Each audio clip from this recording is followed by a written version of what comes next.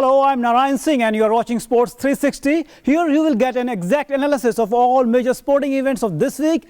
In this edition, we will take a look at India's home season in Test this year, India to host 2023 FIH Hockey World Cup. Also, a critical look at the stories that missed our attention from the record books and our regular segments Goal of the Week, Player of the Week and Image of the Week. Let's get started with the top story we are tracking this week. 7 test wins on trot, an Indian record. 4 test wins by a margins of an innings, a feat first in the history of the game. 12 successive test series wins at home to extend their own world record. One word to describe India's test performance in the home season of 2019 is emphatic. Here, let's take a review of the India's home season in Test this year.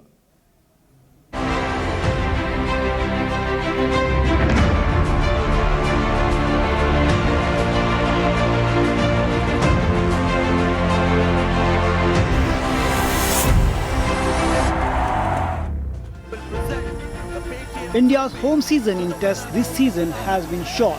5 matches, all done in under 2 months or so. They have delivered on the dominance that was expected from them. But some new methods and some new faces were introduced. At the end of it, they are also sitting comfortably on the top of the World Test Championship table with a perfect record and 360 points after 3 series. Here is a review of the season and where things stand before their next test series in New Zealand in February 2020. Great fast bowling performance. It is quite amazing that Eden Gardens, the venue where Indian Test cricket saw first ever Test hat-trick of Harbhajan, has now gone 2 Test matches without a single wicket taken by an Indian spinner. And that too in the absence of Jasprit Bumrah. A Test match win at home for India where 19 wickets fell and not a single one for a spinner.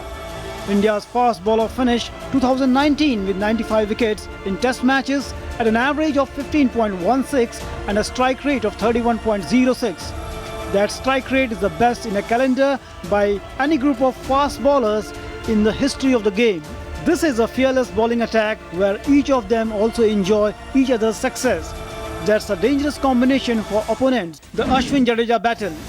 R. Ashwin took 20 wickets in the 5 matches at home after being benched in the West Indies. With no cricket at home until 2021 as of now, it remains to be seen what chances he has to make in the India 11 outside Asia. Ravin Jadeja has become a rounded player and has been superb at number 6. But his bowling has been below par this season. Jadeja took 13 wickets at an average of 36.07 in the 5 tests at home. His worst ever returns in a home season. Will Jadeja's rise as a batsman at number 6 mean Ashwin gets a look during the upcoming overseas test, or will India continue using Jadeja as a sole spinner? In the middle of that, Kuldeep Yadav has slipped out of the conversation somewhat. The wrist spinner could well be a surprise choice overseas. India's opening combination. India have had a trouble with their opening combination over the last 2 years because a majority of their matches were abroad, combined with form and fitness issues of some batsmen. At home, that problem seems to have gone away. Mayank Agarwal had made his case quickly in the opportunities that he got overseas, but he cashed in big time in his first home season. He was a makeshift option on Australia tour, but made his case, and with 2 double centuries later, he is now arguably India's number 1 choice as opener. The other spot for now is in the hands of Rohit Sharma, who has repaid the faith shown in him with big runs in an unfamiliar role in a long-form cricket.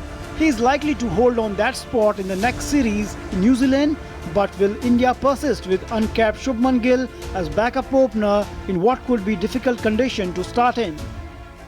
Rahane Pujara positive approach. For Ajinkya Rahane for consecutive 50+ scores on the trot. For Cheteshwar Pujara, 4 out of the last 5 innings have produced half centuries. Both of them would no doubt have liked a century or 2 more to their name, but their consistency with bat is one of the cornerstones of this batting lineup. But what was especially heartening to see was Rahane and Pujara playing with a certain sense of freedom and authority. For both Rahane and Pujara in the series against Bangladesh features in the top 3 in terms of strike rate in their careers. Now the next home series is going to be a big one against England in 2021, but the focus needs to be on making sure there are a set number of tests played at home every year to ensure there is interest in the game. Sports 360, DD India. India's test assignment this year came to a glorious end as they crushed Bangladesh by an innings and 46 runs in the pink ball test to sweep two-match series 2-0 and register their 7th successive win in the format. Shami, Ishant, Umesh are among the top 5 bowlers with most wickets in 2019. Let's take a look at the statistical highlights from India's record innings win against Bangladesh in their maiden day-night test match at Kolkata.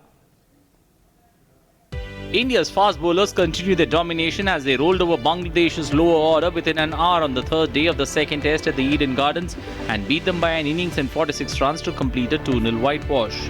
Let's take a look at some numbers which stand out from India's 2-0 sweep against Bangladesh and their recent run in Test cricket. 4. India became the first side to win 4 consecutive tests by an innings margin. They beat South Africa by an innings in the last 2 test matches on their previous series before winning both tests against Bangladesh by a similar margin. 7. This was India's 7th consecutive test victory, the most they had in succession. They beat West Indies 2-0 in the Caribbean before whitewashing South Africa 3-0 and Bangladesh 2-0 at home. The previous longest run they had was 6 successive wins under MS Dhoni between Feb and November 2013, all at home. India finished 2019 with 7 wins and a draw in the 8 tests they played. 19 wickets taken by the Indian Pacers in the test, the most by them in a home series, eclipsing the 17 in the previous test hosted at the Eden Gardens against Sri Lanka in the 2017-18 season. These two remain the only 2 instances of India's spinners failing to take a wicket in a home test. There are only 2 other instances of Indian seamers taking as many wickets in a test anywhere, 20 against South Africa in Joburg in 2017-18 and 19 against England in Trent in 2018. 9 for 78 by Ishant Sharma is the second best match figures in a test after 10 for 108 against Windies in Bridgetown in 2011. The previous best figures for him in a home test was 7 for 58 against New Zealand in 2010-2011. 5 for 22 in the first innings is his best figures and only the second 5-wicket haul in a home test after 5 for 118 against Pakistan in Bengaluru in 2007-2008 season, which was his maiden match in India. 3. This was the third instance of 2 5-wicket hauls in a home test for Indian Pacers. Ishant's 5 for 22 in the first and Umesh Yadav's 5 for 53 in the second. The first instance came against England at the Wankhede in the 1981-82 season when Kapil Dev and Madan Lal both picked 5 wickets in each of the 4 innings. 968 balls bowled in a test makes it the shorter test match hosted by India, which ended with an outright result. The previous shortest such test was against Afghanistan in Bengaluru last year, which lasted 1,028 deliveries. Sports Desk, DD News. Virat Kohli's team is on a roll at the moment in Test cricket, with Team India making it a habit of rolling over the opponents inside 5 days thanks to some stunning performances from its bowlers and batsmen over the course of this year. India also consolidated their position in the top of the ICC World Test Championship table, adding another 60 points to the tally. India currently are on 360 points after 7 games and are comfortably ahead of the second place Australia, who have 116 points so far. The Indian cricket team is scaling new heights with every test series it plays, consolidating its position at the top of the ICC World Test Championship. Currently, India have 360 points after completing a 2-0 series win over Bangladesh. India's dominance, at least for now, is so absolute that their tally is well above the total points recorded by all other teams put together. The second best team, Australia, is on 116. In fact, such has been their performance that some experts have already anointed them as one of the finalists for the title match, which will be played in June 2021 in UK. I think a more balanced format would be 1 series home, 1 away. Because, look, as I said, we are playing very good cricket, but we played only 2 tests away in the Test Championship. And you're talking about an Ashes that happened, which we saw the level of cricket and the intensity at which those series were played. Pakistan's playing in Australia, first time in the Test Championship. So it's very difficult to judge a team.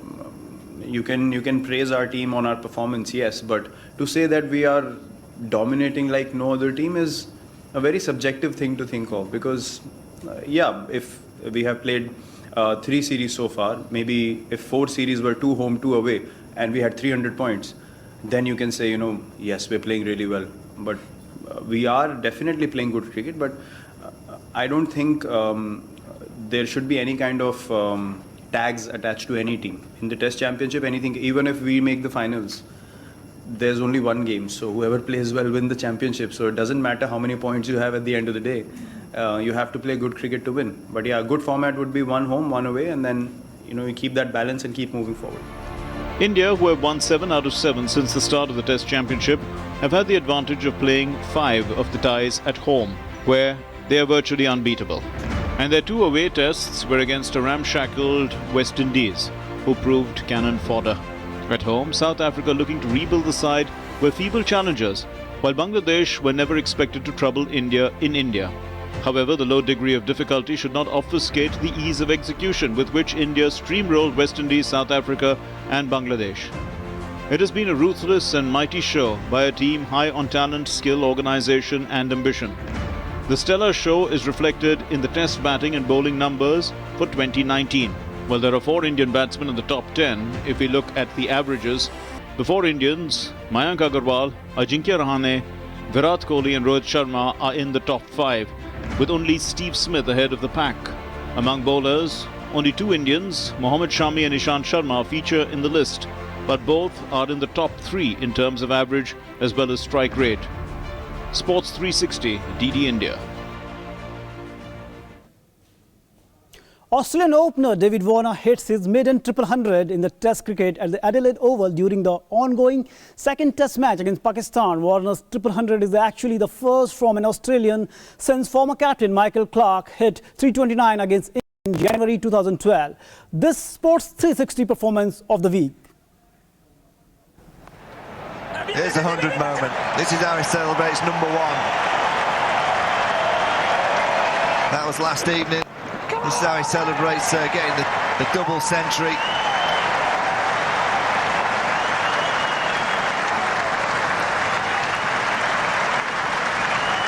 And now just wait for this one, the triple century.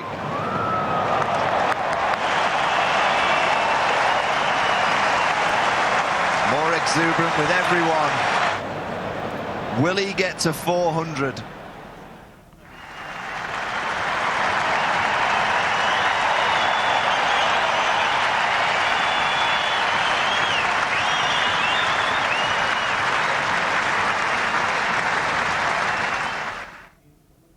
Now, shifting our focus to football, toothless, clueless, winless is how one sums up India's 2022 FIFA World Cup campaign. They have 3 points from 5 games and seems to be soul-searching in the beautiful game after making a mess of the good start to their campaign with a draw at Doha against Qatar to a defeat in the last outing in Oman. What are the troubles ailing Indian football? Let's take a look in this report.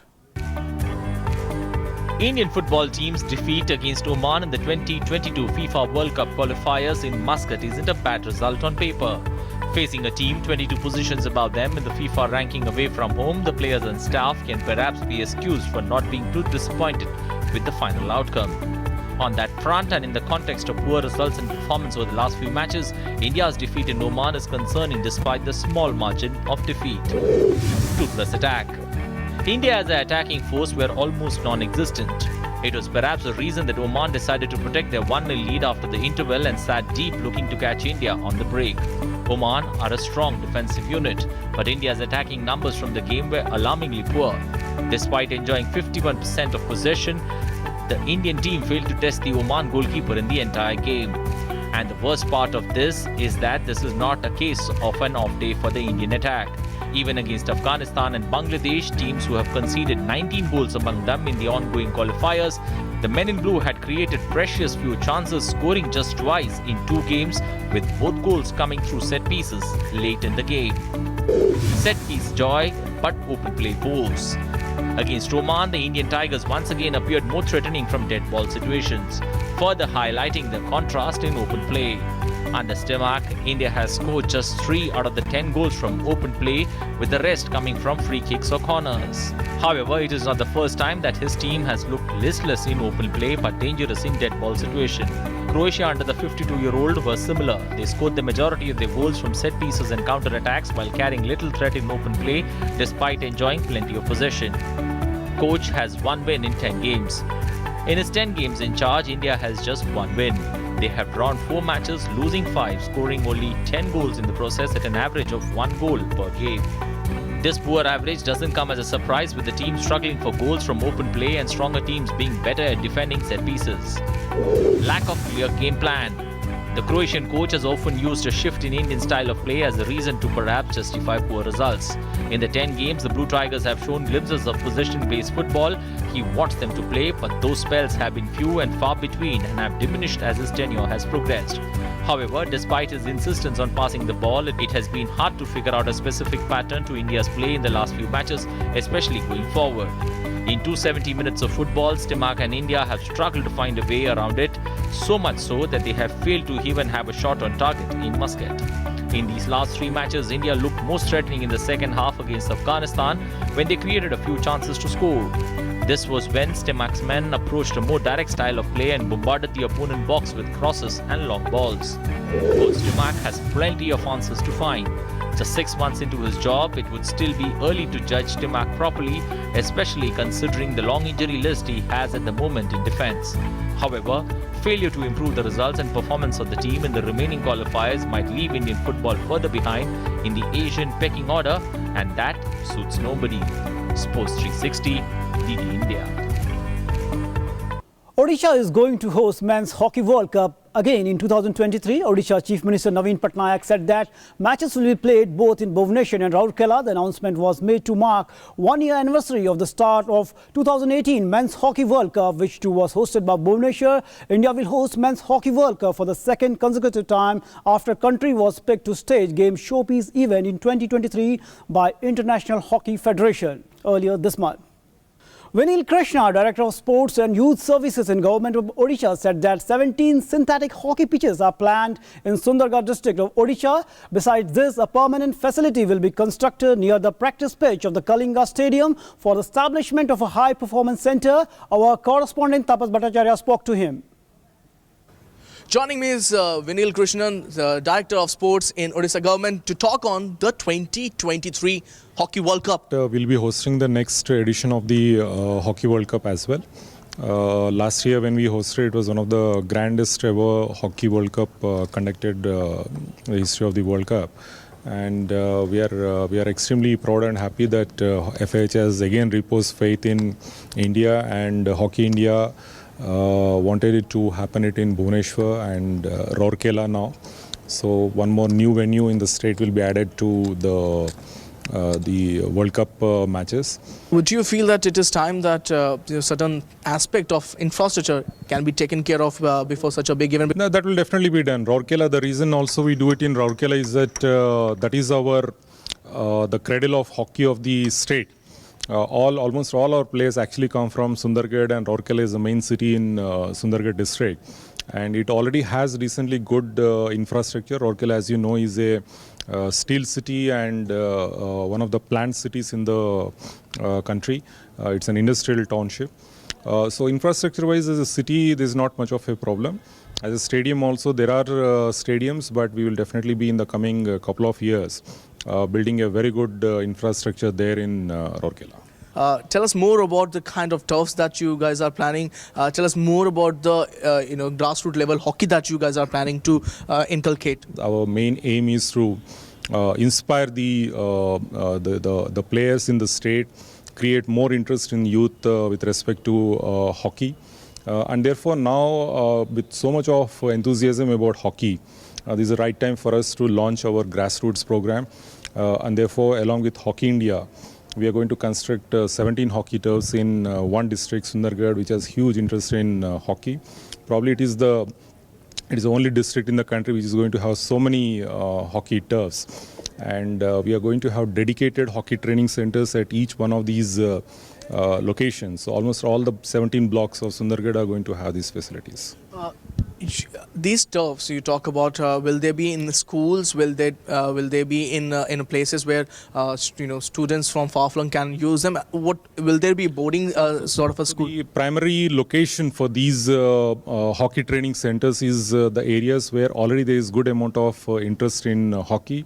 kids are already playing the hockey. Appreciate your time, Mr. Vinil. So that was Vinil Krishnan telling us that it is time that hockey reaches not just the elite, but the masses, the grassroots. That's where the future of the sport lies. With cameraman Smurti Ranjan, this is Tapush Bhattacharya, TD News, Bhubaneswar. 5 match days are down in the Champions League group stage, and there is just one to go next month. Out of the 16 teams that will be in the round of 16, half are confirmed so far. The group winners include PSG, Bayern Munich, Man City, Juventus, Barcelona, while runners-up are Real Madrid and Tottenham, were in the spot for the Champions League roundup.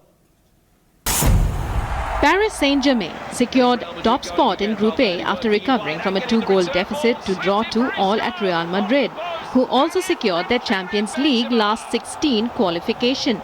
Karim Benzema, on his 100th Champions League start, put Real in command with goals after 17 and 79 minutes. PSG were denied a penalty, and Real goalkeeper Thibaut Courtois escaped a red card after VAR recognized a foul in the build-up. But Kylian Mbappe and Pablo Sarabia scored to level the scoreline. Tottenham produced a remarkable comeback in Jose Mourinho's first home game in charge to beat Olympiacos 4-2 and reach the last 16. Kane's 2 goals sent him into the record books, as he is now the fastest player to score 20 Champions League goals, only needing 24 games. Robert Lewandowski scored 4 goals in the space of 14 second-half minutes as Bayern Munich thrashed Red Star Belgrade 6-0 to win Group B. The prolific Poland striker, who saw first-half effort disallowed, scored 4 times between the 53rd and 67th minutes to take his season's tally for club and country to 31. Corentin Tolisso scored in the 89th minute to complete the rout. Juventus clinched top spot in Group D with a 1-0 win over Atletico Madrid. Paulo Dybala struck the winner at the end of the first half, flashing home a free kick off the underside of the crossbar from an acute angle. Defending champions Liverpool will need at least a point in their final group game at Red Bull Salzburg to guarantee reaching the last 16 of the Champions League after a lackluster 1-1 draw against Napoli. The hosts equalized when Dejan Lovren headed home from a corner after 65 minutes, the goal prompting Anfield to roar into life as Liverpool fans urged their side on to find a winner. But despite a late push, the Napoli defense held firm to earn a point. Lionel Messi scored in his 700th match for Barcelona and also set up goals for Luis Suarez and Antoine Griezmann as the Catalans beat Borussia Dortmund 3-1 to seal a spot in the Champions League knockout stages. As Group F winners, Lionel Messi doubled Barcelona's lead with a left foot strike meant he had scored against a 34th different team in the Champions League, surpassing the mark that he had shared with Cristiano Ronaldo and Raul. Substitute Griezmann then finished off a pass from Messi to further stretch Barca's lead in the 67th minute. Sports Desk, DD News. Now let's take a look at the Champions League points table where clubs are standing.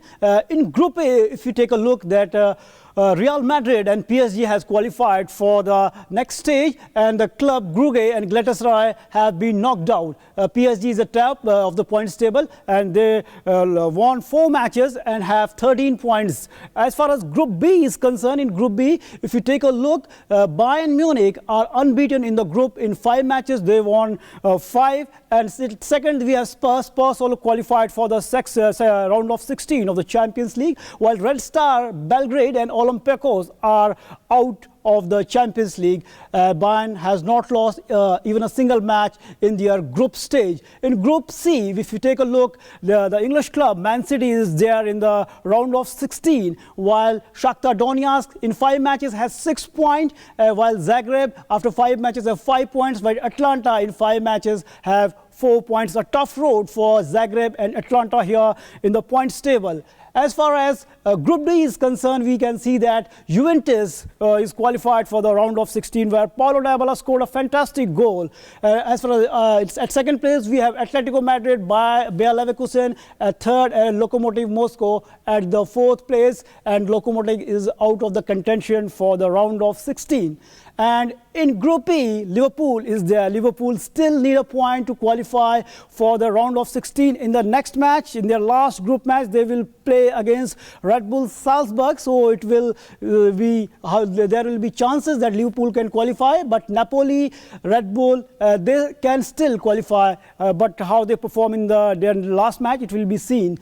And in the Group F, we can see that Barcelona is there in the last 16th of the Champions League. After playing 5 matches, they won 3, lost 0, and 2 matches were drawn, and they have 11 points. And Inter Milan is still waiting, and it will depend upon their last group match of the Champions League. So we can see that beautifully half of the clubs have been there qualified for the round of 16, and few clubs like Liverpool are waiting for their fate, and it will depend on how they perform in their last group match of the Champions League.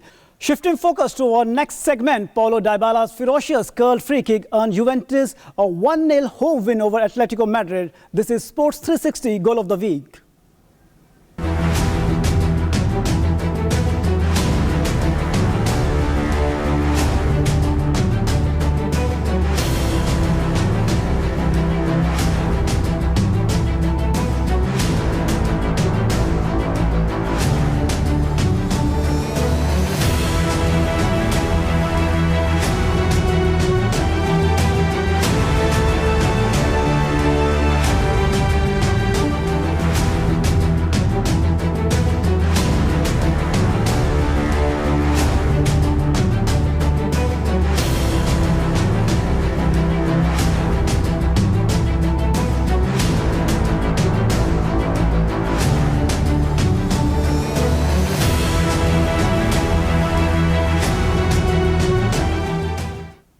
Robert Lewandowski made Champions League history with 4 goals in 15 minutes against Red Star. It was the fastest 4-goal haul in the competition's history. He was 360 Player of the Week.